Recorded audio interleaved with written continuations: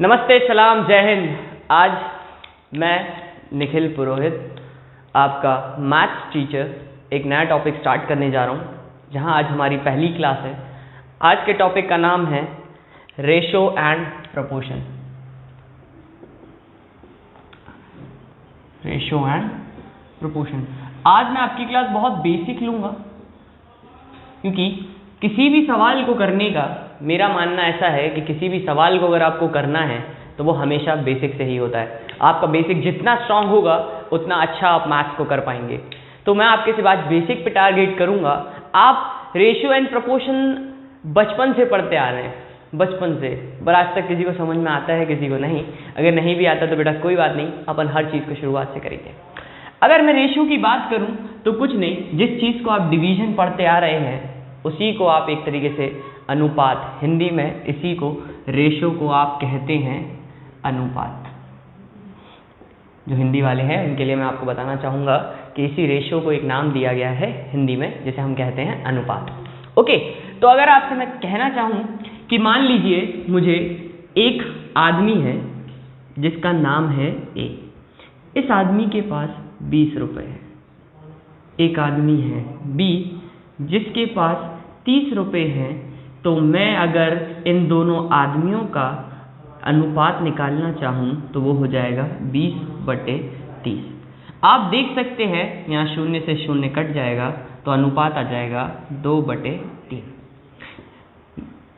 आप सबको एक बात यहाँ जो बताने वाली है, एक चीज़ हमेशा याद रखना कि अनुपात हमेशा सेम यूनिट के लिए या सेम सामान्य चीज़ों के लिए निकलता है।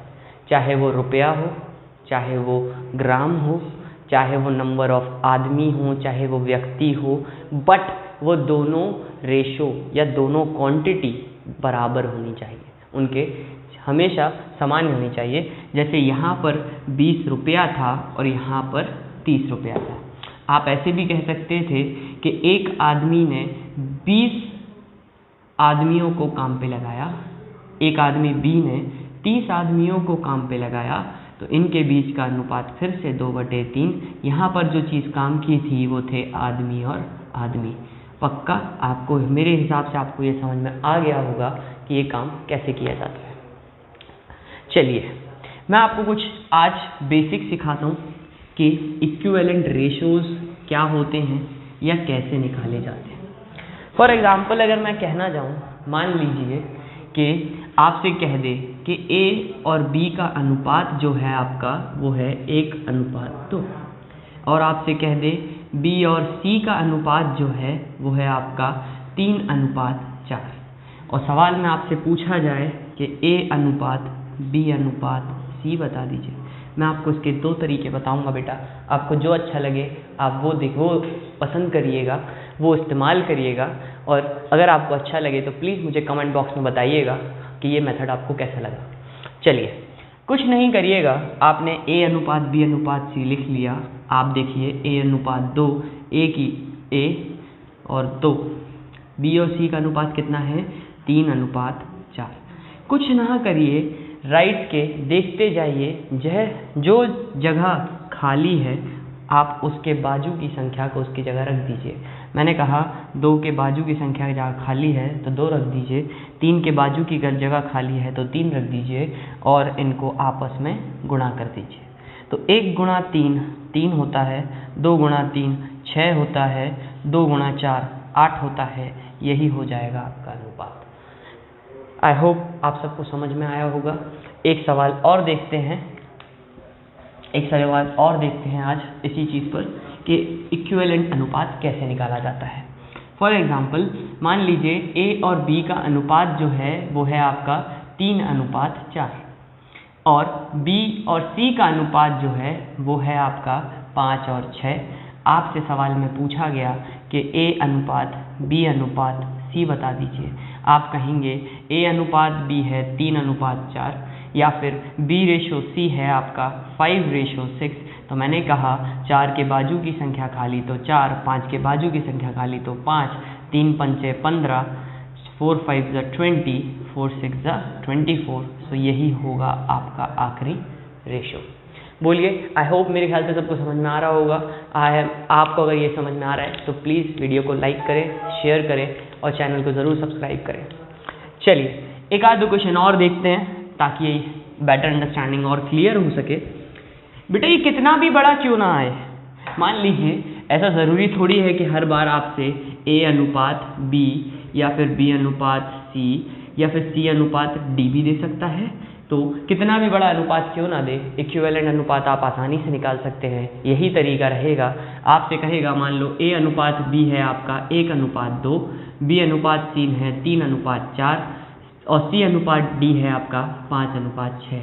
आपसे पेपर में पूछा गया कि A अनुपात B अनुपात C अनुपात D बता दीजिए, तो आप कहेंगे A का B के साथ रेशो कितना है बेटा 1:2, B का C के साथ कितना है रेशो। बेटा एक चीज़ याद रखिएगा कि जो रेशो आप लिख रहे हैं हमेशा अगली लाइन में लिखना शुरू करें, उससे आपकी गलतियां नहीं होंगी। मैंने कहा ठीक है, B रेशो C कितना है आपका 3:4। आपसे पूछो C रेशो D कितना है तो आप बोलोगे 5:6। मैंने कहा था किसके बाजू की संख्या खाली 2, इसके बाजू की संख्या खाली 2, इसके बाजू की संख्या खाली 4, इसके बाजू की संख्या खाली 3, 5 के बाजू की संख्या खाली 5, इस 5 के बाजू की संख्या खाली 5। फिर कुछ नहीं, इन सब का कर दीजिए आप गुणा। 1 × 3 करोगे 3 आएगा, 3 × 5 करोगे तो आपका आंसर आएगा 15 रेशियो। मैंने कहा 2 × 3 6, 6 5 30। ओके बेटा। फिर आपने कहा 2 4 8, 8 5 40। फिर 2 4 8, 8 6 48। बेटा एक में हमेशा याद रखना कि अगर इनमें से कोई संख्या या कोई ना कोई कॉमन नंबर अगर कैंसिल हो रहा हो तो कर दीजिएगा, और अगर कैंसिल नहीं हो रहा होगा तो यही आपका आंसर हो जाएगा। फॉर एग्जांपल अगर मैं कहना चाहूँ यहाँ कोई संख्या नहीं कट रही, यहाँ 15 है, यहाँ 30 है, यहाँ 40 है, यहाँ 48 है। आपको ये डाउट किसी न किसी एक को हो सकता है कि सर 15, 30 और 40 5 से विभाजित हो जाते हैं तो आपने क्यों नहीं किया। मीन्स ये 5 से डिविजिबल है पर आपने नहीं किया है। मैंने ये बेटा इसलिए नहीं किया क्योंकि यहाँ पर 48 5 से डिविजिबल नहीं होता है। मतलब हम वही संख्या को कैंसिल करेंगे जहाँ हर रेशो डिवाइड हो सके। आई होप आपको ये सब बात समझ में आई होगी। चलिए एक और तरीका देखते हैं इसको सॉल्व करने का, जिससे आप चुटकियों में इस सवाल को हल कर सकते हैं। देखिए बेटा पेपर में क्या होगा, पेपर में कभी भी आपको इतना टाइम नहीं लगाना है इस सवाल को करने में। पेपर में आपको कभी भी इतना टाइम नहीं लगाना है इस सवाल को करने में। मैं आपको कुछ ऐसे ऐसे तरीके बताऊंगा जिससे आप पेपर में सवाल को 30 सेकंड इस तरह के सवाल को मुश्किल से 5 से 10 सेकंड में कर पाएंगे। देखिए आज हम देखते हैं वो कैसे किया जाएगा। अगर मैं कहना चाहूँ, आपसे पूछा क्या है A अनुपात B अनुपात C अनुपात D। आपने अभी पिछले सवाल में देखा कि जब मैंने इनका अनुपात निकाला था, एक बार मैं फिर से निकाल देता हूँ। A अनुपात 2, 3 अनुपात 4, 5 अनुपात 6, 2 के बाजू की संख्या खाली 2, 2 के बाजू की संख्या खाली 2, 4 के बाजू की जगह खाली 4, 3 के बाजू की जगह खाली 3, 5 के बाजू की जगह खाली 5 और फिर ये 5। आप कहेंगे 1 × 3 3, 3 5 15। ओके, 2 3 6, 6 5 30, 2 4 8, 8 5 40। आपसे अगर मैं कहना चाहूँ 2 4 8, 8 6 48, तो यही आपका अनुपात आया था। कभी भी क्या पूरे सवाल में हम क्या पूरा, अगर हम पेपर में इस तरह से करने बैठे तो हम भले ही अभी इसे जल्दी कर पा रहे हैं, पर अगर हम पेपर में अपने 10 सेकंड भी बचा पाए तो हमारे बहुत काम की चीज़ होगी। और वो 2 सेकंड कैसे बचेंगे आप वो देखिए। आपने देखा कि A अनुपात B अनुपात C अनुपात D जो है वो आया 15, 30, 40, 48। मैं आपको अभी एक और तरीका बताता हूँ जिससे आप इस चीज़ को बहुत आसानी से कर सकेंगे। जैसे कि अगर आप देखना चाहें मेरे दोस्तों भाइयों, आप देखिए ज़रा इस चीज़ को गौर से। A अनुपात B, B अनुपात C, C अनुपात D को कैसे लिखा जाता है। आप लिखेंगे A अनुपात का मतलब मैंने आपको अभी बताया कि सिर्फ डिवीजन में जब कोई चीज़ लिख दी जाती है तो उसे ही अनुपात कहते हैं। अगर मैं कहूँ A अनुपात B गुणा B अनुपात C गुणा C अनुपात D, तो आप देख सकते हैं B से B कट जाएगा, C से C कट जाएगा, आपको मिल जाएगा A अनुपात D। मतलब कि अगर मेरे को ए और डी मिल जाता है तो मैं ऑप्शन में देखूंगा जिस ऑप्शन में ए की वैल्यू 15 और डी की वैल्यू 48 होगी, मैं उसी ऑप्शन को टिक कर दूंगा। मेरे को बाकी दो सॉल्व करने की ज़रूरत ही नहीं है। बट अगर आपका सवाल होगा सर जब हम ए और डी की वैल्यू निकाल ही रहे हैं तो इतने से सॉल्व करने में तो बी और सी में हम कहाँ से टाइम बचा लेंगे, क्योंकि टाइम तो बराबर ही लगेगा। तो देखिए ए और डी की आप डायरेक्ट वैल्यू निकाल सकते हैं। कैसे? आपको कुछ नहीं करना है, आप इन तीनों को मल्टीप्लाई कर देंगे तो आपको ए की वैल्यू मिल जाएगी, और आप अगर इन तीनों को मल्टीप्लाई कर देंगे तो आपका डी का वैल्यू मिल जाएगा, और इधर जो रेशियो आएगा वही आपका होगा ए अनुपात डी। ओके, तो आप देखिए 1 गुणा 3 3, 3 गुणा 5 15, रेशियो 2 गुणा 4 8, 8 गुणा 6 48। आप देख सकते हैं अपन ने जब इस आंसर को सॉल्व किया था तो आया था 15, डी आया था 48। जिस ऑप्शन में ए 15 और डी 48 आएगा उस ऑप्शन को लगा देंगे और यहाँ आप अपना समय बचा लेंगे। आई होप ये तरीका आपको समझ में आया होगा। मैं इसके बाद आपको एक और तरीका बताऊँगा जिससे आप सारे अनुपात एक ही बार में निकाल सकते हैं। आई होप आपको ये बात समझ में आ रही होगी। चलिए, अगर ये बात समझ में आ रही है, मज़ा आ रहा है तो वीडियो को लाइक करें, शेयर करें और सब्सक्राइब करें। बेटा फैला दो इसको जितना फैला सको, क्योंकि मेरा मानना है कि जितनों का भला हो उतना ही अच्छा। चलिए आगे बढ़ते हैं।